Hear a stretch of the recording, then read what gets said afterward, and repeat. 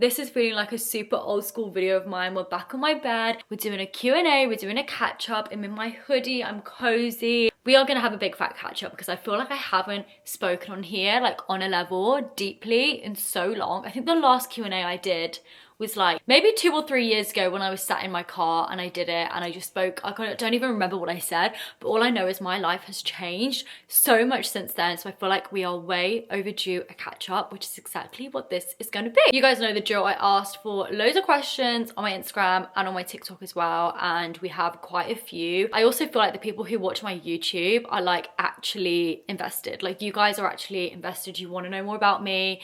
You're into this whole thing that we have going on. I feel like people who just follow me on TikTok, like it's just easy to scroll past and not really care about someone, but you guys care if you're about to sit and watch a really long video of mine. So let's get into it. I thought we could start off nice and easy, and that is, if you weren't an influencer, what would you be doing? Now, I always do think about this because my life could be so different if I wasn't doing what I'm doing. It's really weird because I always feel like deep down, I always knew this is what I was going to be doing. Like ever since I started, I always used to say, I know I'm just going to be, it wasn't even called a content creator back then. I just always knew I was going to be like a YouTuber, you know, and this was somehow going to be my job. And when I say no one believed me, no one did. Like I used to be making my videos, I used to be so consistent. I'd be uploading like 2 times a week on my YouTube channel every single week for probably like 7 years, maybe even longer. Obviously at times I have had to think about other career options. So when I went to uni, I did fashion marketing. So I probably would have done something in that field. I did actually really enjoy marketing, like the whole digital marketing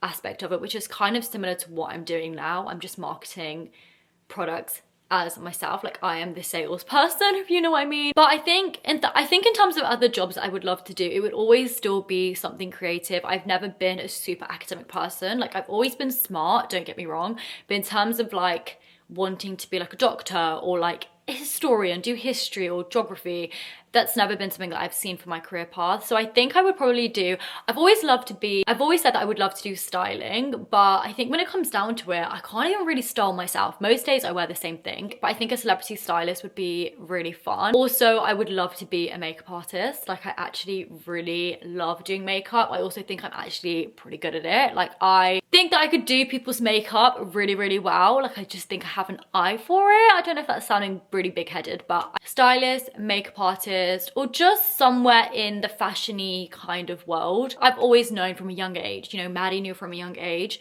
I always knew I was going to be a creative person. So anything in the creative space to do with fashion or makeup, that would have been me all over, which is funny because I actually did used to kind of be a bit of a tomboy when I was younger, but I think after watching like YouTubers like Bethany Motors, Zoella, I really snapped out of that at a young age. Next question is, are you single? Now, if you follow me on TikTok and Instagram, you probably know that I am not single, which is crazy to say because I feel like in so many YouTube videos, I used to do boy talks and I do these Q&As and I'd be like, no, I'm single. I was so also happy being single. Like I never ever felt that like void of like, oh my god, like I'm not talking to anyone, or I don't have a relationship, or I don't have a boyfriend.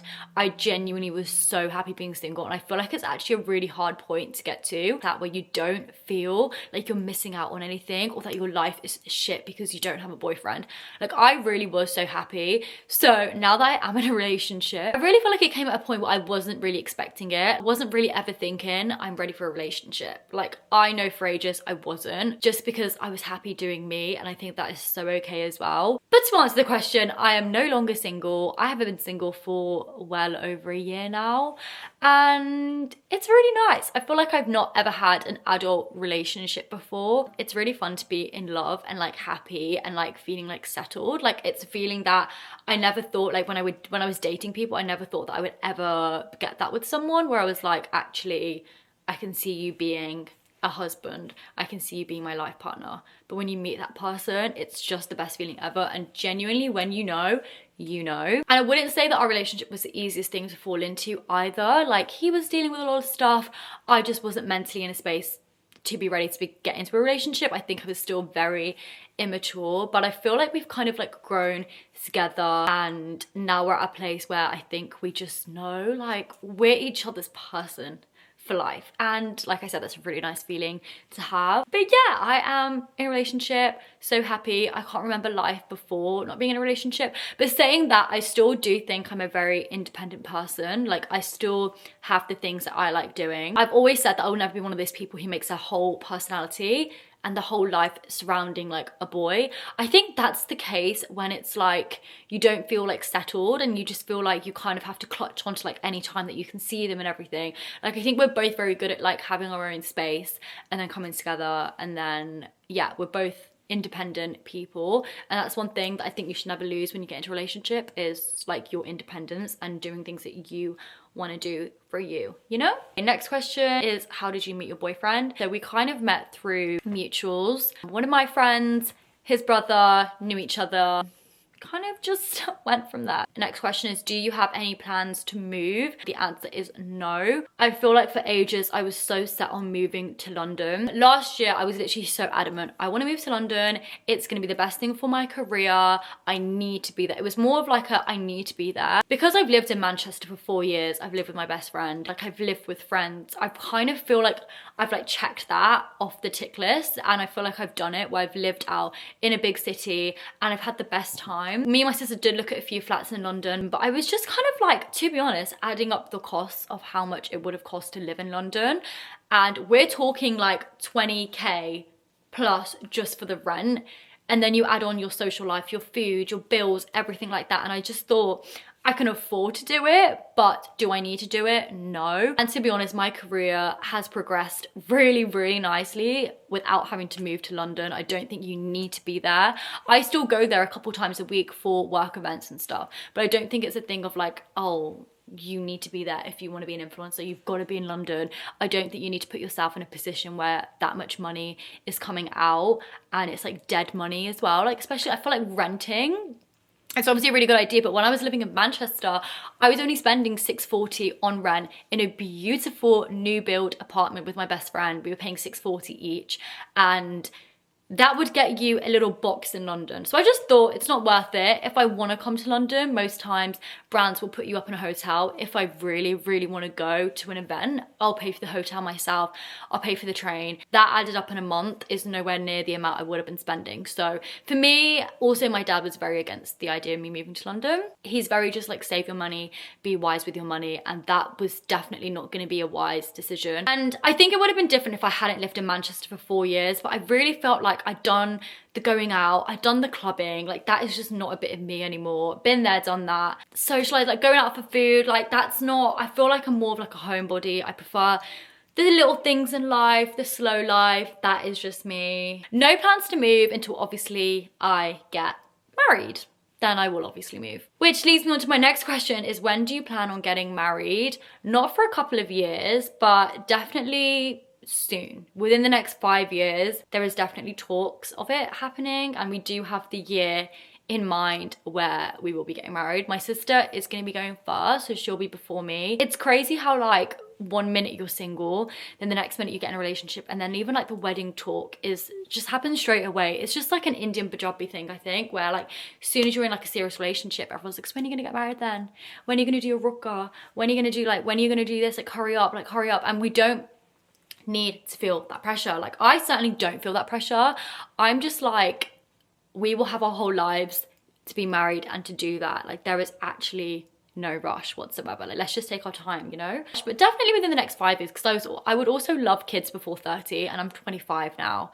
So yeah, I just like the thought of having a baby. I'm just so excited about that thought. Like I just can't wait to have kids and start a family and all of that stuff. It does really excite me. But yeah, in the next 5 years, stuff will be moving on. But for right now, I kind of am just loving being at home, feeling like a child still, even though I am 25. I think for a girl as well, and it's something that I've been thinking about more often, I feel like a lot of guilt knowing that I'm going to be moving out of my like family home. It's like a bittersweet feeling, so I'm trying to like just hold on to being at home and still feeling like a little bit of a kid still before I'm a whole ass wife. You know, we don't need to be a wife yet. I would love to be, but I think that there's no rush. I feel like I'm 25, I'm still really young, and people are getting married a lot older now. A lot of my cousins have got married at like 29, 30, so there is no rush. Times have changed. Thank God. Next question is, if you had to give advice to someone aspiring to be an influencer, what would it be? Number one advice is you need to have thick skin, which I think I've always been a person who's had thick skin. Like, I really don't care about random people's comments because I just think you literally know nothing about me. I post maybe like 10% of my life. You don't see me on a day-to-day. I feel like you can't get all of your values and everything across on videos. I'm like, you really don't know me. You need to have thick skin because people are gonna comment stuff. I luckily, touch wood, don't get loads and loads of hate. I don't think I'm a very controversial person, so there's nothing really to hate on, but you will still get the odd comment about maybe your appearance or anything. You could say the smallest amount of thing and someone will twist it and say something else. You just need to basically just like, as soon as you see anything like that, you just need to not think anything of it, because these people don't know you and you know your truth and everything, and that's literally all that matters. That is the number one thing that you kind of like need to get to grips with if you do want to do this, because you are exposing yourself to so many opinions. People are allowed to have their opinions, but they don't need to be horrible about them and bully and be horrible. Like, no one needs or deserves that ever. My other advice in terms of like uploading and stuff is just to be consistent. Like, I really think that if you're not uploading at least like 4 times a week, then you're really just not gonna see like results, you know? Like, you need to be so consistent. I try and upload twice a day, sometimes 2-3 times a day. Recently I've been slacking because I've just been in such a rut with it all. I think it's the weather and everything that I am having like a day off here and there, which I think that's so valid. But I think when you're starting out, you do need to just be on it, like bulk film whatever your content is, get like 4 to 5 videos filmed in a day so that you can have those. Like, do it in one day if you don't have the time. Spend a few hours just making loads of videos. One video could be a lip combo, one could be a hair video, one could just be a random chatty random video. Like, you can make them all so different. Like, sometimes when I know I have nothing to upload, I'll do a quick little lip combo video because it's like a filler video, you know, but it's still something that you're giving to your audience and your followers. Making sure the quality of your videos are good quality. Like, I'm not gonna lie, like if I see someone's video pop up and the camera's all dusty and like dirty and like hazy because they've not cleaned their camera, I always clean my camera before filming. I'm just probably gonna click off. I like to see high quality videos on my For You page and on my Instagram. I want to see clean things, like almost things that feel inspiring. Like, I will save a lot of people's videos to be like, you know what, like that is such a good video, I would love to do something like that. Good angles, good lighting, invest in one of those newer Amazon lights, Alexa lights, and you're literally good to go. Can you give a nose job update? So I am, God, how many months has it been? We're now in November. It's been 8 months, nearly 8 months since my nose job, and I would say that it's definitely a journey. I'm not gonna lie. You have good days, you have bad days where you're like hate your nose, you have good days where you're obsessed with your nose. I actually did have a steroid shot about 2 months ago because I just noticed that the swelling was so bad all the time, and I was like, why is it so swollen? Like, it's been 6 months. So I had a steroid shot which basically just breaks down all of like the excess swelling a lot quicker than it naturally would, and I definitely do think that's helped. But even still, like if I don't take my nose will be huge in the morning. I think the weather really affects it. All throughout summer my nose felt huge just because if it's hot your nose is gonna be more swollen, just like your feet would be more swollen. But yeah, in terms of like recovery and everything has been literally perfect. I've had no complications whatsoever. This is how we are looking. And from the side, I definitely have had moments where I'm like, I could have changed a lot more with my nose, but I was just way too scared and I don't want to look like a pig or anything. But there's things that I'm thinking now as my nose is settling, I'm like, oh, we could have gone a little bit more with that, you know? Like, one of the things being, I wish that my nose wasn't as projected out. I wish we just kept it a little bit closer to my face. That is something that I can fix. My surgeon said that I can sort out though, but like you can basically have a non-surgical rhinoplasty, so it's going to be a closed one where they just kind of go in through the nostrils. But I'm still being patient with the healing process. I know it's going to take time, you know, I know it's not just going to be my perfect nose overnight, and I just think there's no such thing as having your perfect nose. There's always going to be something that you're like nitpick at. It's been going really well. Like, I feel like I can't remember, when I look at old videos on my TikTok of my old nose, I'm literally like, what the hell? And it's weird because I'm so used to this nose now. I feel like this is what I've always looked like, but it's not. But yeah, I've definitely got used to it. I'm super happy with what I'm seeing, and I'm excited to see at like the 1 year mark. So we've got like another 4 months to go to see how much more it's gonna change. But so far, so good. Someone said, how tall are you? And I always get in person that people think I'm way taller.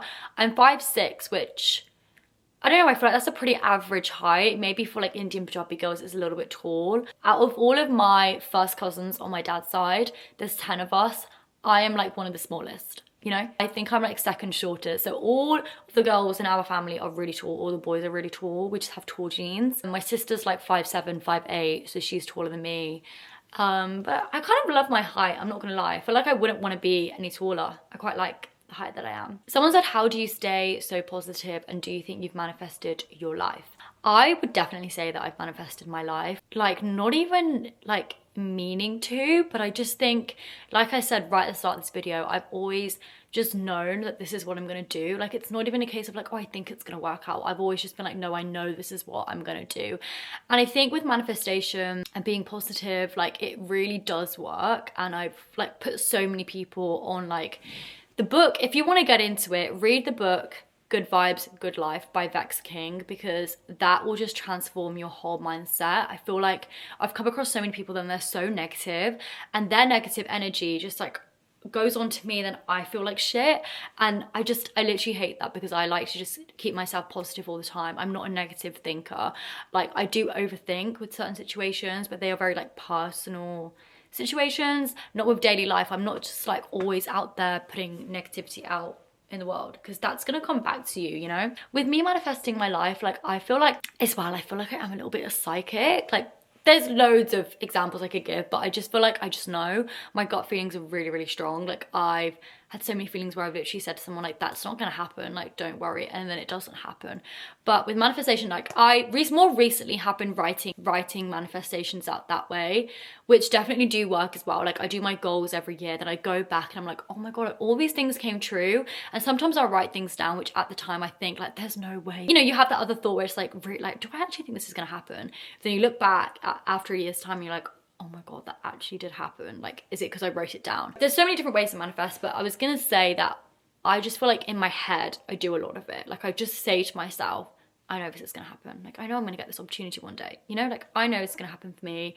I saw a ski trip that L'Oreal did the year before, and I was like, I need to be on that trip. Like, I will be on that trip. The next year I was on that trip, which is just crazy. It's like these little manifestations that like I don't realize I'm doing it, and then like something will happen. I'm like, oh my god, like I literally said I wanted to do that, and like now it's happened. But in terms of like, how do I stay positive? I just think you get nothing out of being like a negative person. I think with every situation, I just try and think like I just think everything's gonna be fine. I'm one of those people where I just think nothing is ever that deep unless you are so severely ill and your health is really not good. I think nothing else is that deep. With like anything in life, I think you just have to take everything with a pinch of salt, and also just enjoy the little things in life. Otherwise you will just be left like panicking and just thinking, oh, but this doesn't come true, like this is going so bad for me. Like, why do you want to waste your life? Like, we only have not even 100 years on this planet. Like, I am not going to be spending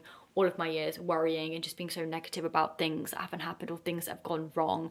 Think about the positives, and I guarantee you, as soon as you start thinking positively, you will start recognizing more positive things happening to you.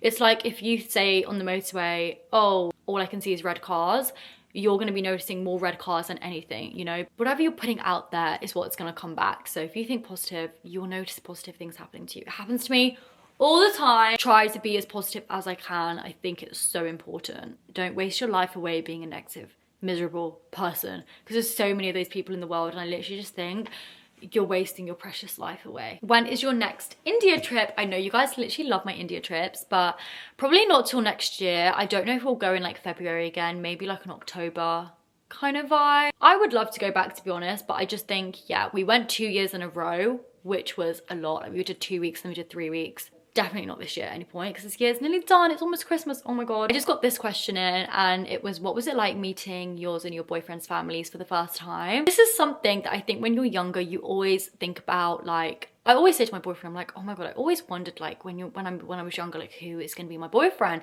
What's it going to be like when you meet the families and stuff? Like, how am I going to feel? And now that that's like all happened, it's crazy to be like it's just mad.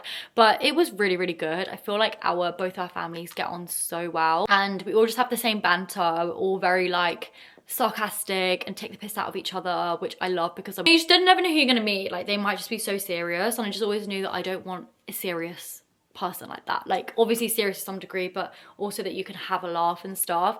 And both of our families, I feel like, are exactly like that. And we just get on really well. You always worry about those things, but again, stay positive and everything will be okay. Do you get judged for being a brown girl and an influencer? I don't know if you mean like with my family. I think the thing which I've noticed is with like outer family, even with my parents at the start, no one takes you seriously. Like they just think it's like a little hobby, which for me, it's always been a hobby. I've never done this to earn money from it.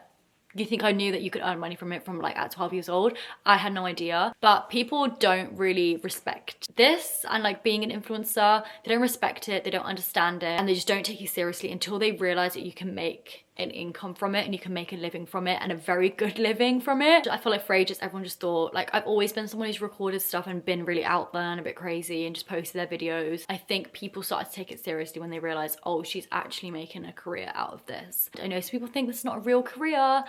I can assure you it is. I'm making money. I have deadlines just like everyone else. I have a manager who I have to speak to every single day. I have contracts. I have invoices. Like it's not your stereotypical 9 to 5, but I can assure you it's a career. And for me, it's been a very slow and steady career. I've never had a video which is like blown up and done really well. My followers have always grown very slow and very steady, which I actually think I prefer it that way. I definitely think there was a lot of judgment from family members at the start, just sort of saying like, what is she doing? Like, why is she posting this? Why is she talking about this online? Why is she talking about boys online? It's still very taboo, I'd say. And I think that the problem is with the brown community is everyone loves to come for everyone all the time. And if anything, you should be praising people who are doing this and who are in these spaces. It's not your stereotypical career, like I said, you know? And not everyone has to be in those high roles of being a dentist, or being a doctor, or being a teacher. Like I just knew that was never for me, and I'm doing something which I actually really love. With it comes a lot of judgment. I think people just don't understand it, and that's fine. I've had loads of conversations with people and they've been like, can you actually explain like how do you earn money from this? Like how does it work? But like when you start explaining to people like how much actually goes into it, they are just completely shocked. Like I think people think I just post a silly little video and that's it. So much planning, so much goes into it. I can never switch off from this job, which is a good thing and a bad thing, but unlike a 9 to 5, when you switch off your laptop and you clock out for the day, you don't really need to think about that job. You have your weekends off. This is like 24 hours in a day. I'm always thinking about this and like thinking about brand deals that I have to film, or like what video can I upload next. Like today I've not really uploaded like a good video and I'm like, what do I do, you know? But I just think with the whole judgment, you just have to ignore it. I just think people hate you because they ain't you. I think the people who are hating, if they could do this as a job, they would literally run at the opportunity. They really, really would. And if anyone says that they wouldn't, like you're literally lying, because I see people uploading on TikTok about hating other TikTokers and brown influencers, but I'm like, but are you not trying to do the same by uploading your videos? Like you clearly want views and stuff from your videos, so you would love to do this as a job if you could. I feel grateful every single day that like this is an unreal job. It's a dream job. Like I just put makeup on, I talk about makeup, I talk about fashion, I talk about clothes, I get to go to these amazing events, get to get flown away to these amazing countries. I think if anyone got the opportunity to do that, like you would, you know, you would. I've been rambling on for way too long now. I feel like I've answered a good amount of questions. I hope you enjoyed this little video, and I feel like it's nice for you guys to have a little bit more of an insight and just an update, catch up, you know? I love you guys so much. If you've got to the end of this video, you are actually a real one. If you got to the end of this video, comment a donut, and then I know you're a real one. I'm gonna go eat some food. Make sure you do subscribe, like this video, comment down below, and I'll see you guys in my next one. Bye.